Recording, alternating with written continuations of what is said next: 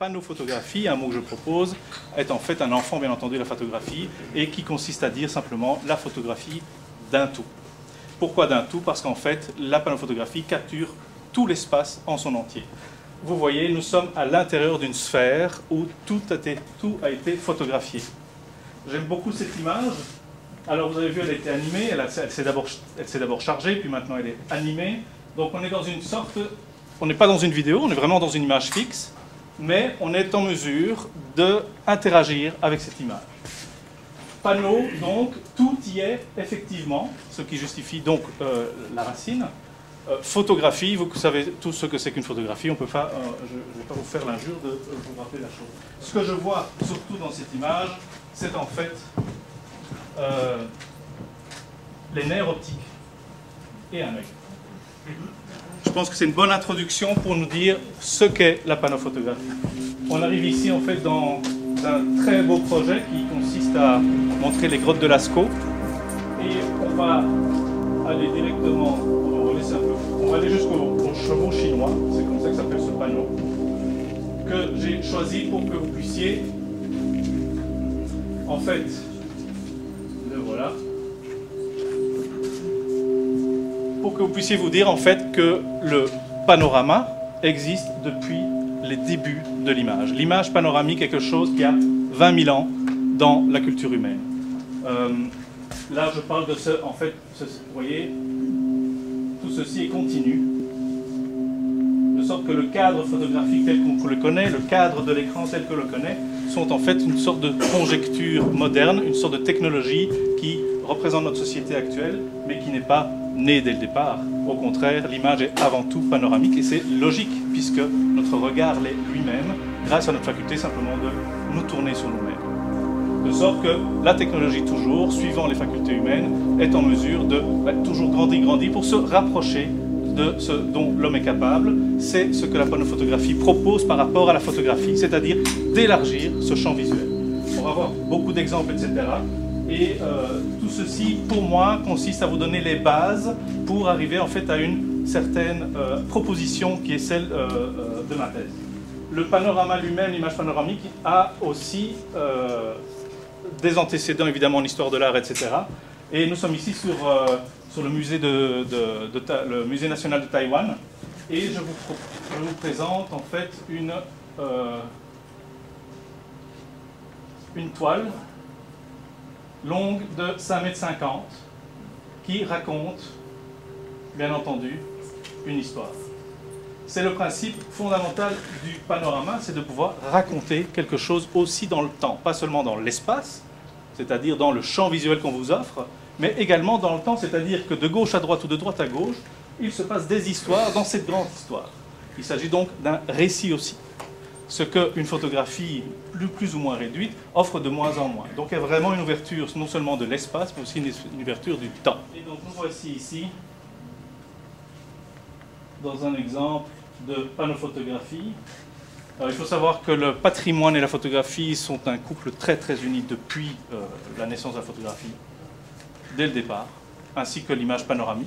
Daguerre lui-même, qui a participé à l'invention de la photographie, tenait en fait sur la place de la République à Paris un diorama, c'est-à-dire un panorama qui l'illuminait avec de la lumière. Donc il y a une logique aussi tout à fait... et puis au début, les photographes faisaient de la peinture en fait. Donc il y a vraiment une très grande historicité. Ce que j'aime beaucoup dans cette image ici, c'est sa force... c'est quelque chose qui n'est pas possible d'exprimer autrement que par la panophotographie, à mon sens. C'est qu'en fait, vous avez la même interprétation du lieu de deux façons, c'est-à-dire avec ou sans les visiteurs.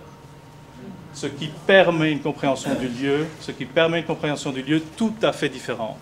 À la fois, on a le rêve d'avoir le lieu pour soi, à la fois, on se rend compte de l'importance du visiteur, de la personne, pour enrichir le lieu. Et ça, c'est quelque chose de fondamental dans ce vers quoi je m'en vais pour ma propre thèse. La panophotographie n'est pas seulement pour le patrimoine, mais aussi, on a ici un auteur qui se présente comme panneau reporter et qui fait donc de l'événementiel. C'est Gilles Vidal, qui est donc J'ai énormément d'admiration pour ce garçon-là. Vous verrez son portfolio, il fait des choses absolument ahurissantes. Il fait des panneaux photographies en pleine course d'automobile. Je ne comprends pas. Mais ce qui est intéressant ici, c'est qu'on est en plein cœur de l'action avec une insertion d'une vidéo à l'intérieur même de la panneau-photographie. De sorte qu'ici, en fait, on multiplie donc les hypermédias entre eux. Et on se rend compte que la panneau-photographie que je vous ai présentée pour l'instant comme un contenu devient un contenant. Cette espèce de jeu entre le contenu et le contenant est évidemment peut être très riche. Le musée de la civilisation, je pense qu'il y a des gens du musée ici, ils ne sont pas en reste. Ils ont fait une très belle visite du Vieux-Québec ici, que vous trouverez sur un site qui s'appelle Place Royale. Je ne vais pas rentrer dans les détails, mais en fait, quoique ça vaut un petit peu la peine, parce qu'ici, en fait, il y a toute une logique muséologique derrière ce travail-là, dans la mesure où on utilise la panneau-photographie vraiment comme contenant, comme contenu de base, mais comme contenant dans la mesure où on ajoute énormément d'informations. Vous voyez, et c'est des choses étonnantes parce que je suis passé plusieurs fois Place Royale, j'adore le patrimoine, vous verrez plus tard pourquoi, parce que je suis plutôt concentré sur la liste du patrimoine mondial, mais c'est sûr que je n'avais pas vu ce détail. Maintenant, je l'ai vu. C'est aussi l'effet panneau photographique, selon moi. Voilà, là on est dans les hauts plateaux d'Éthiopie. Pour y aller, il faut faire un effort. Vraiment. C'est pas sur les circuits touristiques, mais c'est du patrimoine mondial. Ça a la même valeur, exactement la même valeur que Vieux-Québec ou le Taj Mahal ou la Grande Muraille de Chine. Pour moi, tout ce que j'offre pour l'instant, eh bien, c'est de se rendre sur place. Et très sincèrement, je ne pense pas que jamais dans votre vie vous rendrez sur place. C'est rare que quelqu'un puisse mettre cette destination-là en priorité. Et puis, très sincèrement aussi, je vais vous le dire, j'espère que pas trop de monde s'y rendront. C'est tout petit, c'est fragile, c'est vieux, ça date du XIIe siècle. Ce prêtre que vous voyez là, et ça c'est ça qui est extraordinaire dans les du patrimoine mondial, de nouveau on voyage dans l'espace mais aussi dans le temps, ce prêtre reproduit des gestes qui ont 1000 ans. Enfin 800, pardon. C'est un lieu qui en fait a généré une nouvelle Jérusalem, parce que déjà à l'époque, il n'y avait pas moyen de se rendre à la vraie Jérusalem, donc du coup c'est comme ça qu'est née l'église d'Éthiopie, c'est en créant une Jérusalem à elle, où les pèlerins pouvaient se rendre. Et donc, vous voyez, ce qui manque à toute la panneau-photographie, tout le tour du web que je vous ai montré, etc., c'est en fait, d'abord, vous, ici, et puis la personne qui peut vous en parler, pour vous transmettre l'importance du lieu.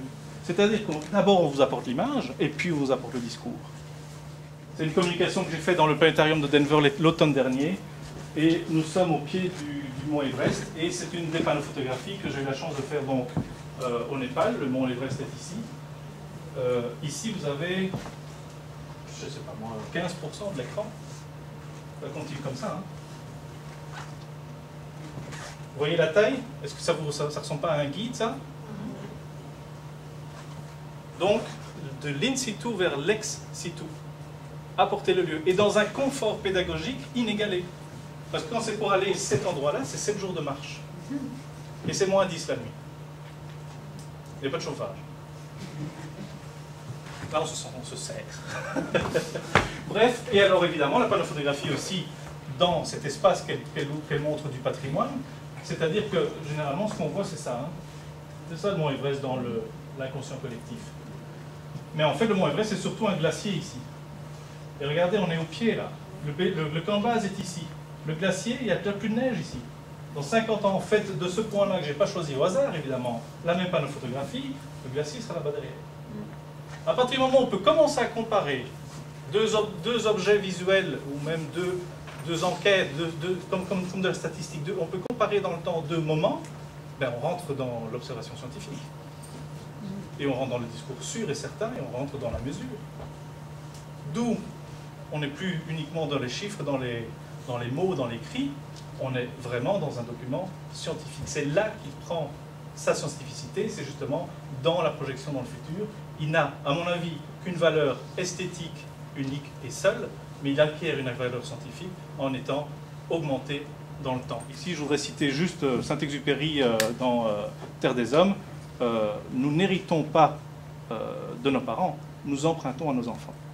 C'est le seul message que je voudrais faire passer à travers ce dispositif, cette espèce d'orgie technologie dont je vous parlais, et pourtant une petite communication, presque un slogan publicitaire, mais c'est dans cette société-là qu'on vit aujourd'hui nous-mêmes, on n'a pas le choix, on est obligé de passer par là pour toucher le public et créer cette dynamique qui manque cruellement pour que ces sites puissent être partagés.